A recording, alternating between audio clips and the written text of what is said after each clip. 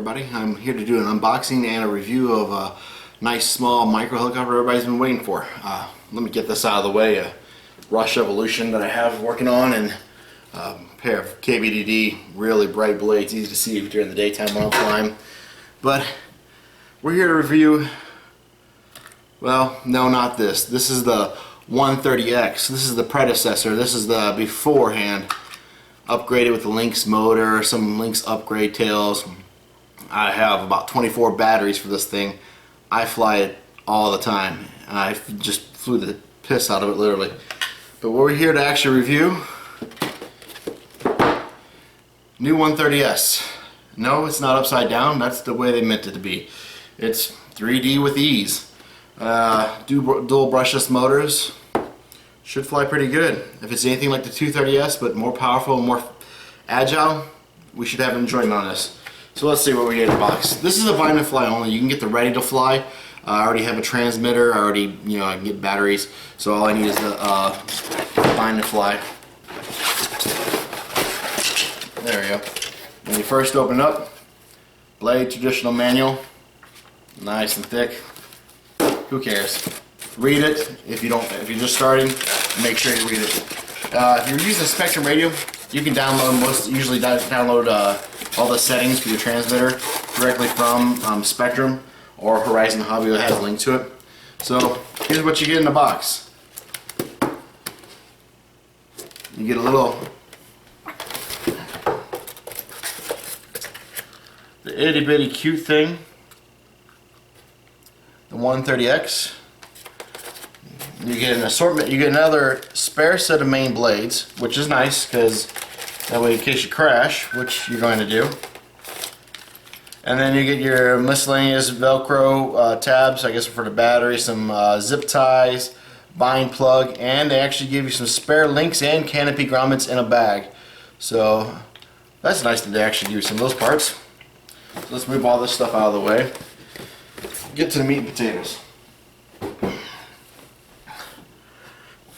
So here you have it, the new Blade 130S. Let's see, how does it compare? This is the 130X, non-stretched, carbon fiber tube, stock.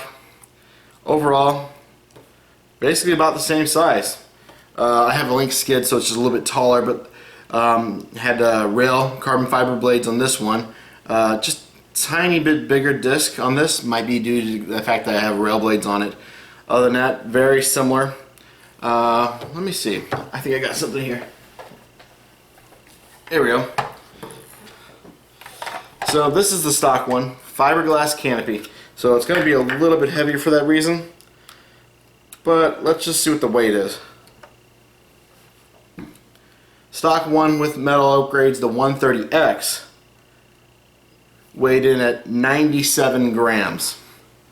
Now, I know this one leans backward because the motor is heavy on the front. This one, 129 grams. So this one's already got a weight penalty against it. Again, 129 grams, 96 grams. So you've already got a lot of extra weight because of the added motor, the ESC. I noticed that they do actually have the Spectrum case here. The Spectrum little case is actually in plastic. It's not your typical where they have the exposed board heat shrunk. They do have that with the ESC. It is just a board that is heat shrunk, but it looks like the receiver with the AS3X is actually encased in plastic, so that adds some weight along with your back motor. We went back to linear servos, which is great. So compared to like what you see with the 230S and everything like that, you have linear servos on this puppy. So that means high crash resiliency. When you crash, these things don't strip gears. These things are great. People love these for one reason: they don't strip. You can beat this out in the backyard over and over and they typically won't strip. Bad problem is they do get dirty. You can look at the old forums on the 130X and it shows you how to take it apart, clean them once they do get dirty, because that's bound to happen. Other than that, it's a good looking solid frame. Actually, if you look at the frame, let's see if we can get up here close to the eye, the camera. Focus. You can see that the frame is actually pretty well heavy duty, and there's not a lot of gaps for lightness, so it looks like it's a more robust frame, stronger. Now, I know a lot of people are like, the problem is nobody wants to pay the $15 for the battery packs. I get it, it's expensive. Like I said, I had 24 battery packs from this, all Turnigy Nanotechs. E-Flite's got the battery, so let's do a battery comparison now. Okay, here's the two batteries that are out there. This is the 300. It is tiny. I mean, let's give you some documentation, some size reference. So this is a battery off of 180 CFX. It's 450 milliamps, 3 cell. I know a lot of people were talking about using this for this helicopter so they don't have to pay the price on this and maybe get longer flight times. Okay, here's the weight difference. The stock battery, the small one, is 27 grams. The bigger one is 46 grams. So you've already starting off with quite a bit of weight difference there. Then you got to add the size. This is 58 length, 30.4 width, and 14 high. This little booger is only 37, 21, and 18. So it's significantly smaller just by looking at the two. You can see here, there is definitely an itty bitty difference. Now the one thing I did notice is that the battery's thickness overall, this one is much fatter than this one. The width is a lot bigger. It's one of the things you want to talk about. So a nice small package. It looks like really well done. The plastic on the back that holds the motor in place is actually really rigid for what it is. I don't know if that means it's going to be brittle when you hit the ground or if it's going to flex any at all. But it looks like the same type of material they made the frame out of that is really rigid. I mean, I bend it back and forth and left and right. It's not flexing that much at all. So I know the tail's supposed to hold wonderfully. I've seen a couple videos. But I'm not sure how well that's going to hold up in a crash, if it's just going to be like real stiff plastic that's brittle, or if it's going to be able to take an impact like most blade products are. Let's see here. I'm going to get the camera and come in for a zoom so I can show you guys the sizes of the stuff. Now that we've done the open box, let's take a closer look at what's actually included for extras. So, looks like Horizon blade. They give you a lot of extra zip ties, get you some 3M extra tape, you know, just in case you crash and you have to take the frame apart for some reason. This way you can replace it and put everything back together. You have your bind plug, which you're going to need to connect it to your radio. Comes with a couple tools, a small hex driver, a little typical L bracket one, and then it comes with a small screwdriver just so you can take the screws off in the frames. As you fly, you'll notice that later on, you'll probably notice that there's more slop in the head, so they give you a package of 3 washers. Take up that extra slop, Velcro chop for your battery,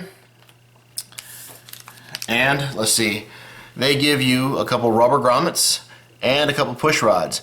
Now the rubber grommets, they do wear out after you use them on and off. Best to put some oil on it or something like that, just so it slides in and out. It won't wear them out as fast. Also prevents tearing your canopy up. Your small push rods here, now they didn't give you this because it's negative. If anybody's owned a 130X previous before, you know that these puppies, when you hit the ground, a lot of times you'll pop one off. One side, the other, sometimes both. So it's nice that they give you an additional 4. And that way when you pop it off, you put one back on, you keep going. I would say that was actually kind of a design intent, so that whenever you hit the ground, you can keep on flying. You just put one of these puppies back on, it absorbs the impact instead of transferring it to your servos or other sensitive electronics. And then they also give you another set of main blades. How nice. So when you damage one, you still go. It's not bad. So also, let's give you a close-up look at the batteries. Okay, so here are the batteries. Here's a stock battery, and I know a lot of people out there wanting not to pay the $15 that it costs for this little battery. And I admit it's kind of expensive, but that's how they make their money back on R&D. So you got a 300 milliamp 30C. A lot of people are wanting to know if they can use the 180 CFX battery. This is a Glacier 450. It's a 3-cell 450 milliamps that's used on the 180 CFX. To give you an idea of weight difference, this one weighs 27 grams, this one weighs 46 grams. Now that's an all-up difference of what, 14, 16 something plus grams. I mean, that's pretty significant in the world of micros. Now let's give you a size. Now the Glacier is 58 millimeters in length, and while the E-Flite is 37.5. Give you an idea of how tiny this battery is. Also, width-wise, you can see right here that one is 30.4 and the other one's 21.5. Now this is the interesting part. Now they're both 3-cell battery packs. What E-flite did on this small battery pack now is you can tell that it's made it fatter. The cells are actually thicker, so it's got more height. The height on the E-flite battery is 18 millimeters, while the height on the Glacier is 14. So you might be able to get this to fit and fly. I'm not sure if you're going to be able to get it to fly underneath the canopy. This one here, of course we know it, but it's $15 a pop. You have to wait till some Hobby King or somebody else comes along to possibly create some more batteries if you're looking for a cheaper price. Now that we got that done, so this is the Blade 130S. Now let's see what it looks like if we try to take this big honking battery and put it up front. Will it fit? Yes, it will. It fits on like that. So my Glacier battery pack for my 180 CFX does fit. Just remember that you're adding a decent amount of weight to the front of this helicopter. So when you do that and you start trying to do forward flips, it's not going to be too bad with that. But if you try to do any rolls or backwards flips, this is going to affect the CFG, which will affect the roll rate of the helicopter. Now, here comes the hard part. Can I actually get this thing on with all this extra stuff on there? Wow. It doesn't look like it's going to quite fit with all that on there. Just too much battery up front. Maybe if you have trimmed some of the wires down, or you have it just mounted with the wires back towards the main shaft, just watch out for getting into the main gear. Now, let's just get a close-up look of how this circuitry is all laid out. Camera angle, there we go. So when you look in here, you see your linear servo. You got linear servo, looks like you have your AS3X, Spectrum receiver, and below this is where your ESC is for your brushless motor up front and your brushless motor in back. Nice tidy package, I give them credit. They managed to shove a lot of stuff in a tiny area. Over here you can see your 2 linear servos. So, I mean, it doesn't look like it's going to be too hard to clean. And you can see the frame. See how beefy the frame is? You notice they don't have a lot of plastic cutouts for this thing to make it lighter. Now, you know, lighter would increase the performance, but not increase the durability. You guys, this is really designed to be beat on. It's a beater. You know, flies good, should be able to flip fast, but it is a beater. Oh, one nice thing they did. I didn't notice this before. I just looked at this. I'm not sure if you're going to be able to see this on camera. But if you take a look right here at the main shaft, notice that there is a collar on the main shaft. That means your up and down play should be almost none. With that part, there's no more having to tighten down a set screw on the old or do anything like that. It just goes in flat. You maybe put a washer or two to adjust the tension there, but you shouldn't have to worry about that now. My other 180, my old 130 X has a collar on it, which seems nice and dandy right here. But the problem with the collar is that you have to adjust the screw that goes into there, and over time it gets loosened up down. With that actual machined as part of the main shaft on this model, you shouldn't have to worry about developing a whole lot of slop here. So, okay guys, that concludes the unboxing and the showing of what's inside the box portion of this review. I'm hoping to get some flights in and maybe put some of that in this video. I know this little puppy's hard to get a hold of. I would like to thank Mark Twain Hobby Center. They had this in stock. They also happen to have 3 of these batteries in stock for me, so I was able to get all of it that I needed. Their website's hobby, HOBBY 1 as in number, not spelled out, .com. So that's hobby1.com. Look at their website. I gotta give them props because not only they had a great sale. They did 20% off on everybody that has been a loyal customer. So they knocked 20% off today with a coupon they got in the mail. So a great price on this. Again, hopefully I can get some video of it flying tonight, indoor fun fly, and put it up there. I'd also like to thank KBDD and Evolution Helicopters.